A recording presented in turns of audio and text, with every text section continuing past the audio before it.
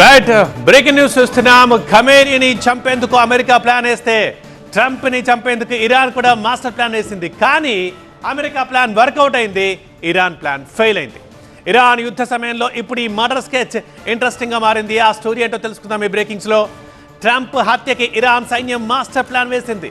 ట్రంప్ని మట్టు పెట్టేందుకు పాకిస్తాన్ గూఢచారిని పంపింది ఇరాన్. అమెరికా కోర్టులో పాకిస్తాన్ గూఢచారి ఆసిఫ్ మర్చెంట్ విచారణ కొనసాగుతోంది. 2024లో ట్రంప్ హత్యాయత్నం కేసులో ఆసిఫ్ మర్చెంట్ అరెస్ట్ అయ్యాడు. ఇరాన్ ఇంటెలిజెన్స్కి చెందిన ఒక వ్యక్తి తనను సంప్రదించి రంగంలోకి దించినట్లుగా ఎఫ్బీఐకి తెలిపాడు ఆసిఫ్. ట్రంప్ని, బైడెన్ని, నికీ హేలీని చంపేందుకు పథక రచన జరిగిందని ఆసిఫ్ చెప్పాడు.